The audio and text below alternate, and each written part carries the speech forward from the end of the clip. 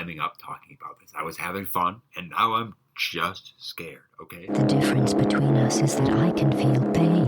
Sounds like a real boogeyman once Freddy's coming for you. Not to mention the fact that you're talking to a dead guy.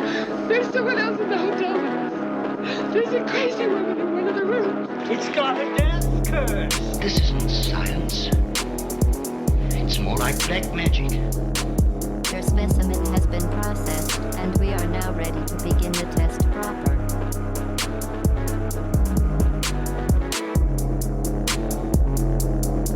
Somewhere beyond the sea, somewhere waiting for me. Hello there, welcome to Pumpkin Hill Radio. This is going to be the most unhinged episode of your whole life. And across all media. No notes, no boundaries. Stream of consciousness only. My eyes are closed, my heart is open. What has happened in the past week that is horror at all? And welcome to Pumpkin Hill Radio. I'm your host, Travis Wyrmwood. And I'm coming to you live from a creepy old basement. The walls are oozing green slime. And that reminds me, I think we're going to dig into some SpongeBob nightmare lore today. And I want to, maybe we can address something. There's no notes here. There's no studying that's happened. Last episode, I promised a whole month. Five episodes this month. 5 episodes of Castlevania content. I gave you one. I gave you a good one. And I promise, there's 4 more in the chamber somewhere. But I haven't had time to do any studying. I haven't had time to play many games or watch many extra movies. I watched a few. I'm going to do maybe one segment on Castlevania instead of a whole episode around it. And I will shape the rest of the episode on apparently SpongeBob things I just said. And maybe some other junk. And we're going to go from there. We're going to have fun, though. Mostly we're just going to have fun. That's the whole thing of the podcast now. Forget facts. Forget, I don't know, conversations that make mostly sense. Now we're just going for, I just want to have a nice time here behind the mic. I want to first read off. Now, I slightly attempted to do sort of a SpongeBob SquarePants Hash Slinging Slasher. The walls will ooze green slime type thing in the beginning there. And I went to the episode wiki for that, and I found the trivia. I want to read you the Hash Slinging trivia for this SpongeBob episode here. The Hash Slinging Slasher's name is often mispronounced by SpongeBob. That's lame. And okay, here's one though. In the Croatian dub, the Hash Slinging Slasher's name is Jack the Konobarajek. Okay. No, I didn't say that right. Jack Konobar Osjek. Jack Konobarosjek. Roughly translated as Jack the Waiter Cutter, which is a parody of Jack the Ripper. So, that's interesting. That's not something we have here. Who is the Hash Slinging Slasher a parody of? I think that's its own monster. In the Russian dub, the Hash Slinging Slasher's name is... Alright, well, this is a bunch of Russian letters, but it translates to Hairy Chopped Meat. The name Harry from like a Harry Potter, Harry, Hairy Chopped Meat. That does say citation needed, but I'm gonna agree with that fully. The Brazilian dub, the Hash Slinging Slasher's name is Famoso Zedo Pacadinho, which translates to Famous Joe of Stew. These are making less and less sense, I feel. The European Portuguese dub, the slasher's name is Homicida de Espatula, which, yeah, that translates to spatula killer. You can guess that, though. That makes at least sense. The other ones seem like they're based off of regional lore, which is also cool. We'll have to, here's a note here. Maybe later on in this episode or somewhere else we can look up what Famous Joe of Stew means. And we're gonna figure all that out together. Here's one. Oh, So I asked a little earlier what the Hash Slinging Slasher was based off of for the American audience, with the name at least. It says it's a parody it's a parody of both Freddy Krueger and Jason Voorhees. So just like an 80s style slasher then. So there's no clear reference. It seems like somebody does not say citation needed in it though. So apparently there's citations abound.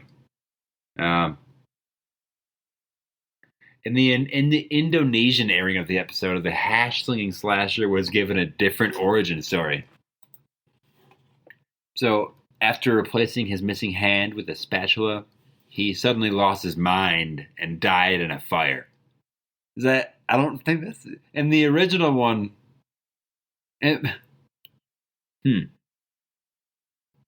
That seems more intense. And then the last bit of trivia here, to sling hash is to work at a restaurant, mainly a fast food one. So yeah, it's a fast food killer. I love it. And that's about as fringe horror as we can get. He appears in Graveyard Shift. That's the name of the episode. We also, this episode of SpongeBob, this Graveyard Shift, is interesting because there's a small live action clip of Nosferatu, the vampire, like flipping a switch on the wall, and it may be the first time that I ever even heard the word Nosferatu, because like SpongeBob says it, and I think that might lead into a little bit of movie talk, a little bit of rumor talk, something. What's the rumor mill spitting out these days? We got all these actors jumping around trying to find their niche, trying to find the place where they're going to stand out. Now, Willem Dafoe doesn't need to do that because he's been fairly established. You might have heard of him. Spider-Man. He isn't Spider-Man, but he's there. He's there a lot. He's also in a bunch of other shit. The Lighthouse. Fucking rocks. Excuse the language there. But I believe that Willem Dafoe is in a Nosferatu flick coming out this year. I'm going to simply type in Nosferatu into my anonymous search bar here. Looks like, not only was it obviously the 1922 silent German expressionist vampire film by director F.W. Wikipedia. Oh, that's great. I think his name is cut off, and it kind of looks like his last name is Wikipedia. So F.W. F.W. Murnau. And I'm sorry about that, Murnau, the Murnau family. On your Wikipedia quick page, it does look like it's directed by somebody named F.W. Wikipedia. Let's see. I'm going to look up Nosferatu. Oh, yeah, 2024. Now, 102 years later. Wow. Truly. The first iteration of Nosferatu came out in 1922. We have this new Gothic tale coming out in 2024. That is, that's something. We don't have much recorded media spanning further back than that, really. It's hard to do. As far as reboots go, it's about the oldest you can do, besides, like, those late 1800s pictures of poltergeists and ectoplasm on people, which is usually, it looks like a tissue paper and like a bad doll behind them. I'm more than willing to recreate these and reproduce that as well. I love it. If only we could bring ectoplasm back into the main horror stage. We're missing out on getting slimed. And I guess Nickelodeon took that away from us, I suppose. I wonder if... Now, is slime from Nickelodeon simply ectoplasm? This is the question I will pose to you. Where would they gather it? I suppose it has to be from ghosts. I think back in the day there was obviously those competition shows where you might even win getting slimed. I think some of the losers of those old competition shows, well, they might not have made it. and they might be ectoplasm, and they might then be slime. And if that's not true, Nickelodeon, come at me. Come right at me. I can take it. My lawyers can handle this. I promise you. All I can see here. Here's what I'm gonna do. I'm gonna pop the trailer on. I'm gonna watch it. This 2024 Nosferatu flick, and then I'm gonna tell you what I think.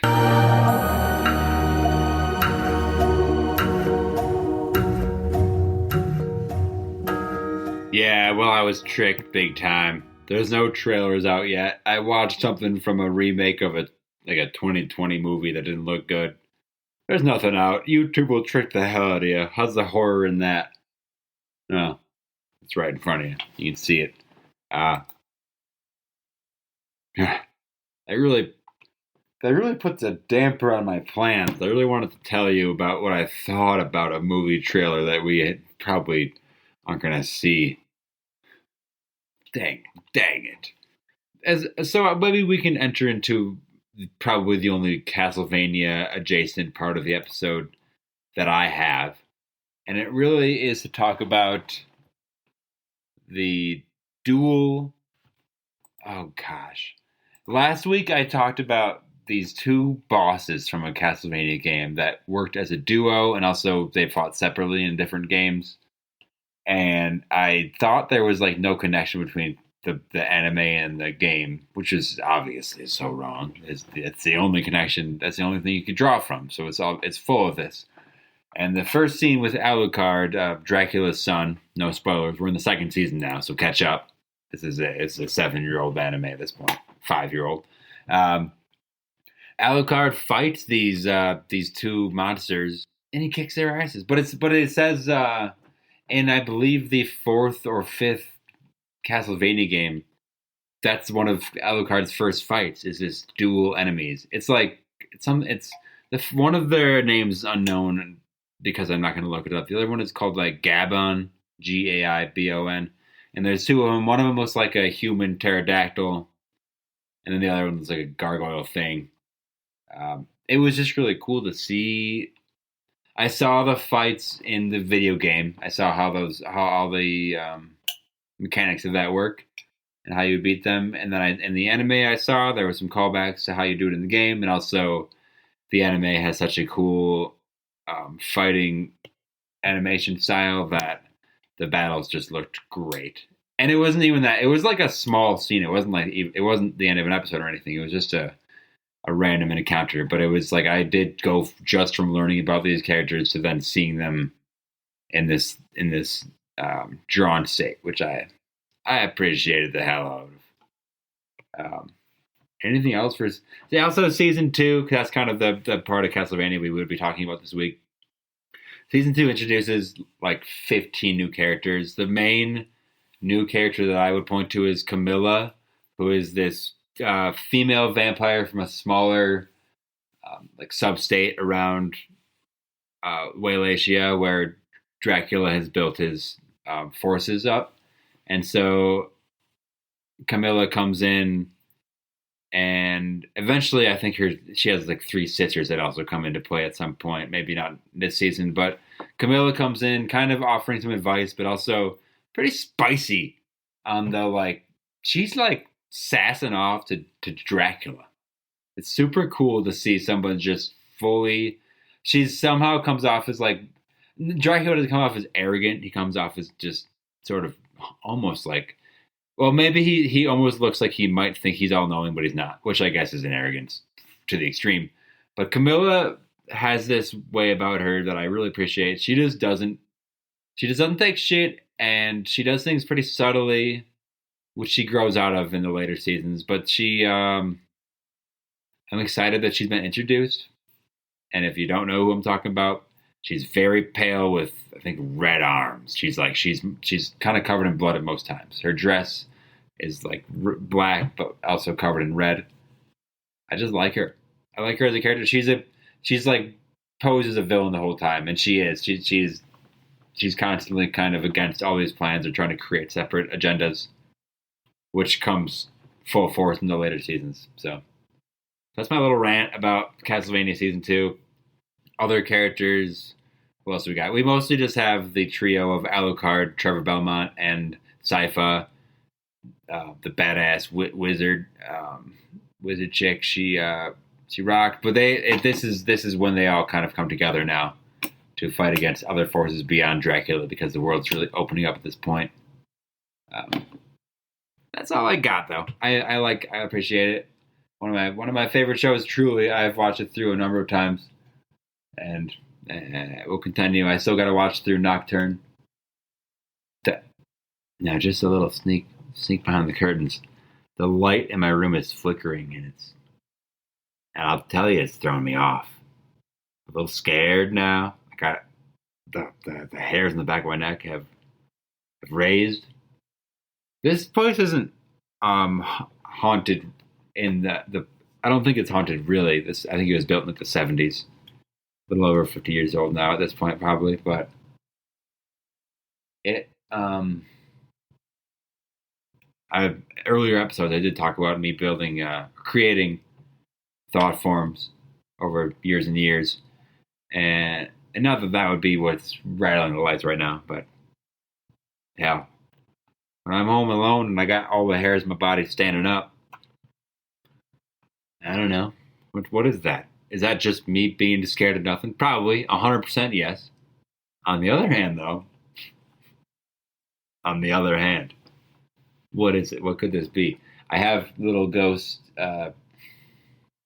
these little like LED balls that you can just kind of put places sturdily, and if they get shaken, they will flash LED lights. And I have them in different places. I didn't see any of those go off just now. Those are almost. I don't use those even for spirits, really. Those are for physical things.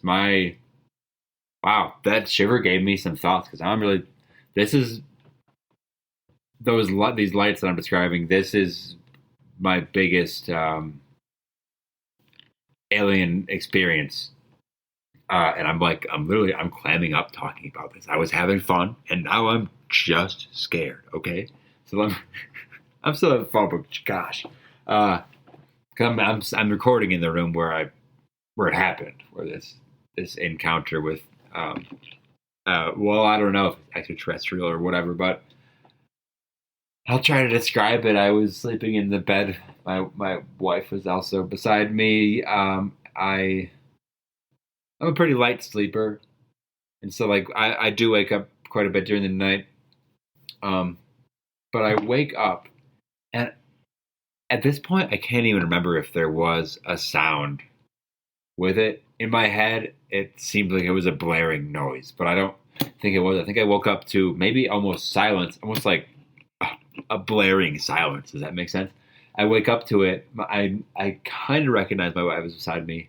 I'm maybe not sleep paralysis, but I'm paused. I'm like on this pause where I'm kind of just looking around, and I have above our bed is this large painting.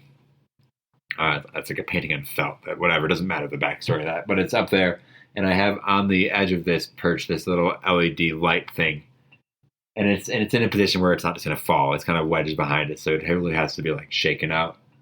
And I wake up, and the light's going off, and by the way, I'm crying right now. Like, not in like a sad way, but my eyes are watering so bad. Like, I'm very. This is doing something to my mind. Like, my lizard brain is not enjoying relaying this again, which I don't know what that means. But so I'm laying in the bed, and I sleep on the left side. My wife sleeps on the right side. Usually, not that whatever. But I'm from the right side of the bed, so more looming over. It's looming over both of us. But there's three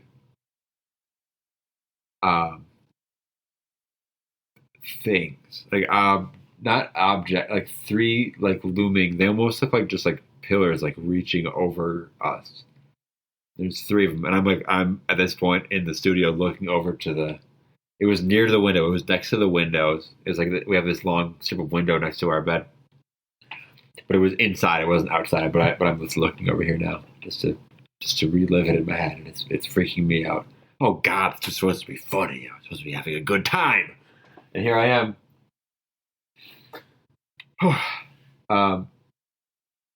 And I think it's such like a weird blur memory where I think I almost just closed my eyes again and like went to bed. Like let whatever was happening like play its course. I know I didn't like stand up or anything. And even though thinking back, I definitely should have. This also wasn't a dream. Like this wasn't like something I dreamed. This was a true. I was awake enough for this. I know that. Just because I feel the difference between my dreams and reality pretty hard. I have a whole like dream map where I can kind of plot where I am in my dreams. And this was where I was. I was here for this one. And that really is the full story. But I listened to a lot of stuff. I love the audio medium just in general, just to like fill my brain with things that aren't my own thoughts when I'm doing chores and stuff. But I listen to a lot of like firsthand encounter reports of things spanning from like almost like what I just said, some kind of encounter with an extraterrestrial or some kind of extra dimensional being. And then those reports go all the way to like people seeing a Bigfoot or some kind of a little green alien. It got some of the more weird ones, but listening to especially the ones where they talk about aliens, just even now thinking back to the story I just said, that most people that relay their alien experiences, they say that they are nearly paralyzed in their bed. Like it's not you are like, it is that sleep paralysis state where you're locked in, which is what I recall. I'm getting so emotional about this. This is freaking me out even more now. I don't know what this is. And then I don't know, just a lot of that. Just a lot of like kind of giving up or giving in to like whatever it is, as if like whatever has come to you has some type of either psychic or far-fetched like technological device. Like yeah, some kind of crazy whatever it would be that is like pausing you, I guess is what I was using the word as. It's like it's just oh God. Well, I'm scared now.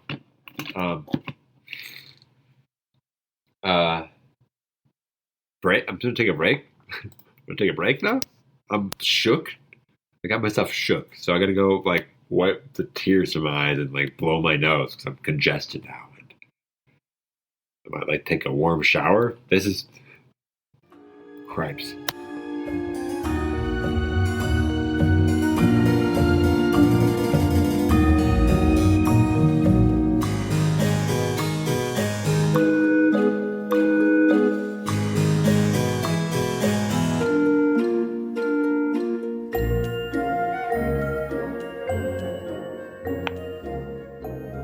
Well, now my house is 80 degrees. So I pumped the temperature up, and I'm still just shivering and sweating. So I'm hot and cold at the same time. This story has affected me greatly, and I'm not sure how to process this. I don't like when I'm giving a recount of a story and my body has like an extremely ill reaction to it. It makes it feel a lot more real. It makes it feels like it's sort of confirming a lot of my fears and thoughts about all this nonsense. All right, I'm back. We're gonna switch gears because I can't stay in that real fear any longer. I'm gonna have to just call it quit on the episode. We're gonna dig into Lavender Town, the old Pokemon Red, Blue, Yellow town of death. I'm sure you're familiar. If not, Lavender Town is the town in the Pokemon games where it's the only place that they acknowledge that these monsters can actually die. They're not just always going to faint. Once in a while, they go.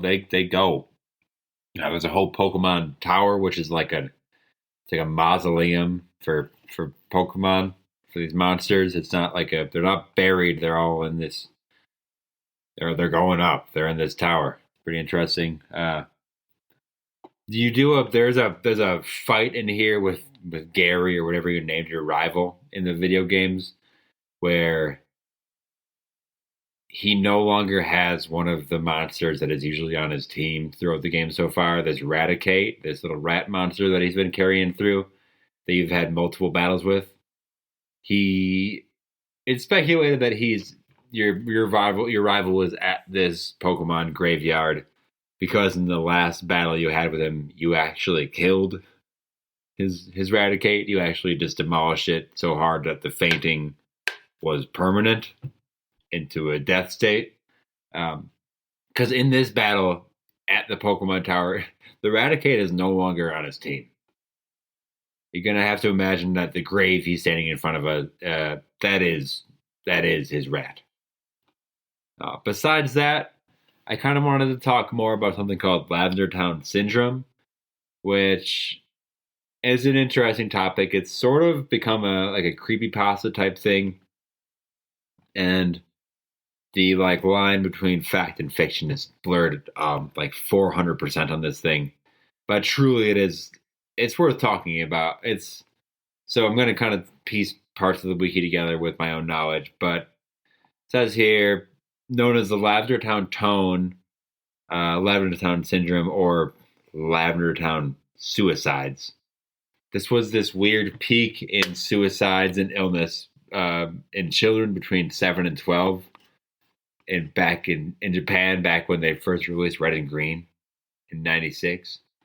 These are all basically rumors, but it says that these suicides and illnesses only occurred in children that played the game and reached Lavender Town and then listened to the music.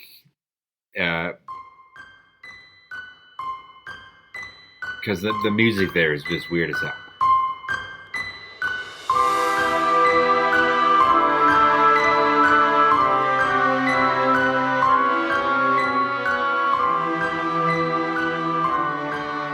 So I'm probably going to try to play this either as the background song or the in-between on the break, because I did take a little break there when I got 100% freaked out about actually getting visited by aliens. But now we're talking about Pokemon. And so this song that is played, because in each town and in each little route in the Pokemon game, different little tunes will come on. The music is based on where you're at. So when you're in this Lavender Town, there's a very specific tune that comes on. And it's kind of rumored and said that there are some hidden, extremely high frequencies within this song, and only young children could even hear it. Because as you get older, you kind of lose these high frequencies. So here's what it says. Due to the Lavender Town, at least 200 children supposedly committed suicide, and many more developed illnesses. So right there, that seems like there should be some statistics, some stats. I should have some names, probably, of the families that suffered from this or something. I hate to say 200 dead kids and not have any listings here. I want the hospital records for this kind of stuff, because it feels like a creepypasta, which it could be, and it all leads to something. It all lends to a very. I don't like the thought of it, but it is this idea of music inducing something. That's real. You start with the basics, like these binaural beats, this stuff that you can listen to. You can probably put up on YouTube right now, but these beats that are certain frequencies, and especially when you're wearing headphones with a right and left interface on it, the frequencies can bounce between them. And I guess it's if you're just laying still, you can, and you're meditating on these, it will induce something. As I don't know, 15 years ago, I recall doing this, and maybe it worked. I don't know. I haven't really done a lot with it since. Just because I moved to a state where weed is legal, so I can just get high regular and not try to listen to music until I'm baked. And sorry, this is another behind the curtain. I know this is a kid show, PG or P, or just P rating, not even G. It's just a P rating show. Yeah, you know what that means. What else do we have here? Then also, here's another part of it, is that maybe this tone, maybe the very specific suicide part of this tone was only in what is considered the beta version of these Pocket Monster games. So it's like, there's a kind of a second rumor based off the first one that is like, they were beta testing Pokemon Green and Red and sending cartridges out to specific towns and things before they're selling it en masse to the whole market across the world, basically. And this beta version, the beta version of the Lavender Town, which is still recorded. I'm looking at a link here that I can press play and listen to it, and I'm hoping I will just put it behind the entirety of this part of the conversation. Although that might get really annoying because it is kind of 8-bitty, and I love the tone because I grew up with it, but I understand that it might be a little harsh sounding. That's the other thing. It's like sort of an eerily beautiful tone. It sounds scary, the tone, and I hope you will have heard it by this time in the pod. But it is something that I guess at what point is it just that the tone of this town is just like death ridden, essentially, compared to so many other towns that are way more upbeat. The town that's like, well, with the SS sound, with there's towns that have very upbeat music. So to have one that is this specific intensity that apparently then affected people in a certain way, I don't know what to think about it. It obviously, again, it stinks of creepypasta, but with me not doing a Google, that's all I got. Although I am just looking at the comments on this wiki.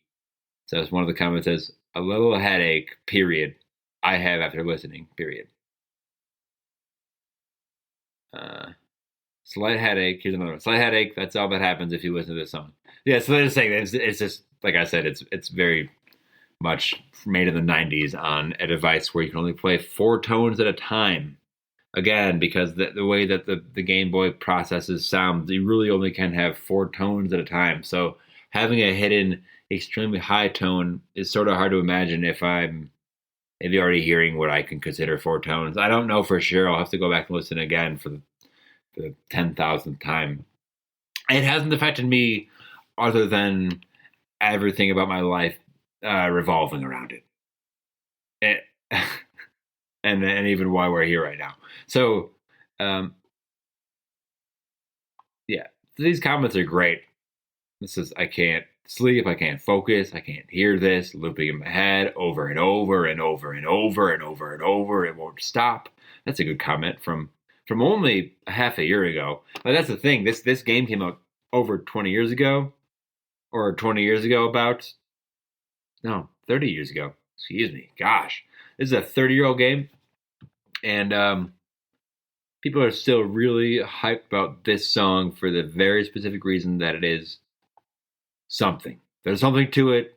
Whether it's just that the human experience since then, the 30 years of billions of people listening to it, has created sort of a psychic tattoo over our minds of what we should think of it, or it's a real syndrome where you just are depressed or suicidal afterwards. And by the way, I should have put I don't know. I should put a suicide warning here if I'm going to play the song that apparently makes you commit suicide. Don't do it ever. 100% bad move. Always call your buddy or call anybody. Don't even really have to like them. Reach out. Come on. Oh, come on. You can leave a 5-star review and comment that you're suicidal, and I'll talk to you. Also, that's super crass. I'm sorry. You can email me, pumpkinhillradio@gmail.com, if you want to talk about stuff for real.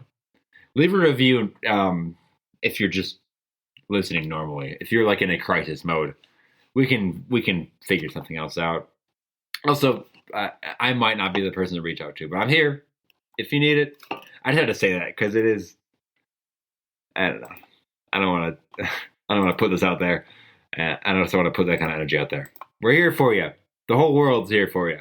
We all want you. And that made me lose track completely where I am. And I think that's a good place to stop that segment. Again, I will be putting this song up a At least wants to hear it. And I want to put the beta version in. Maybe if I can. I have it right here.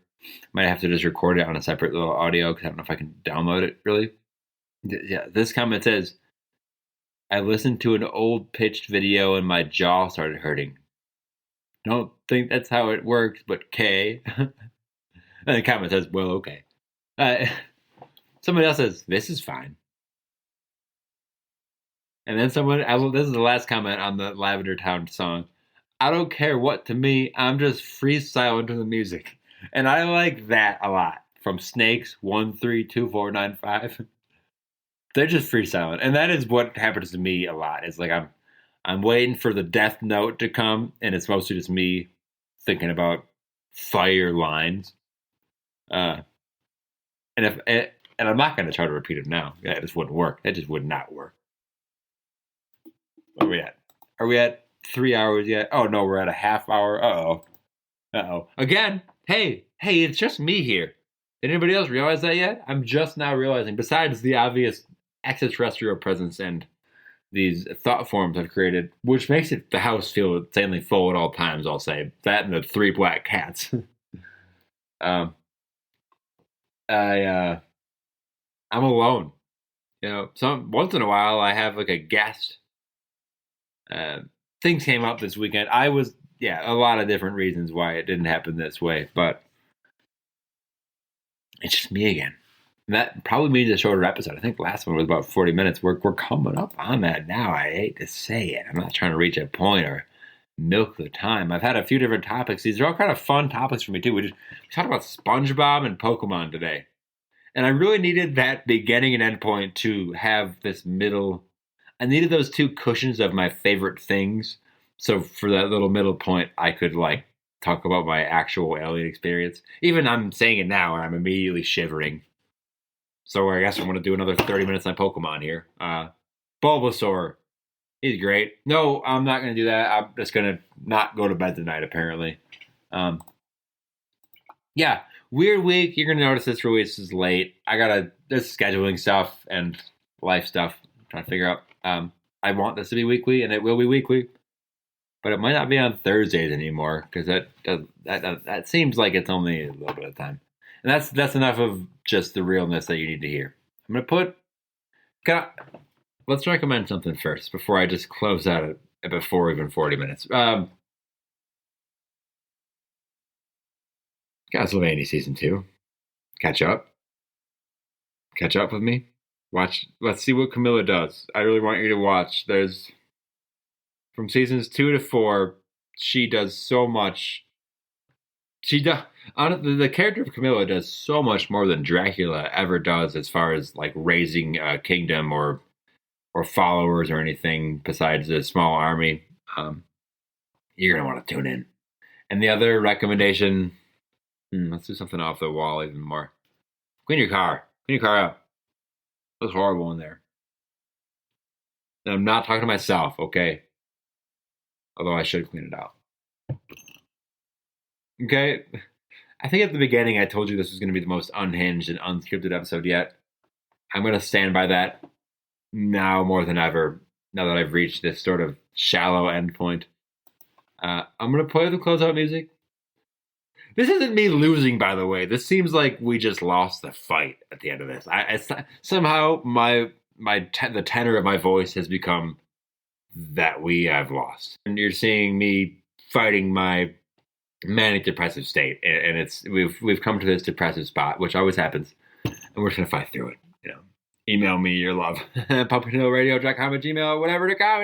It's not. Don't you go to pumpkinhillradio.com and you're gonna see nothing. Don't do that. pumpkinhillradio at gmail.com. Closeout time. Thanks for listening. I know this stuff is crazy. I know I'm crazy. Crazy for you. Crazy for the pod. Can't stop, won't stop. pumpkinhillradio at gmail.com. Any questions or concerns, come at me with anything you got. We're on every streaming platform, not like Netflix. You can't wait to listen on Netflix.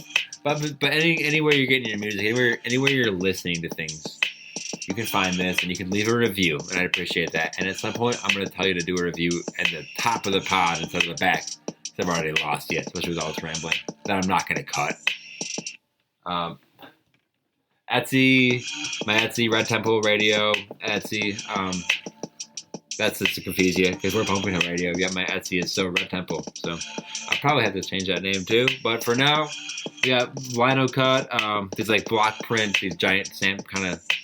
It's image. I did one of Godzilla and Mothra. I have one of Jason's masks. There's a couple good ones out there. I made a few different acrylic pins with one of them has like Mew from Pokemon on there. It's the encounter with Mew. Mew looks pretty good. And a few different things. There's one of Shelley Duvall with all her lizards on the tiny wicker chairs. It's an iconic image. Just check it out. Tell your friends. Just tell somebody. And especially if you're feeling sad, then tell somebody. Until next time, this has been Travis Wyrmwood and Pumpkin Hill Radio. See you later, you spooky little comic book monsters.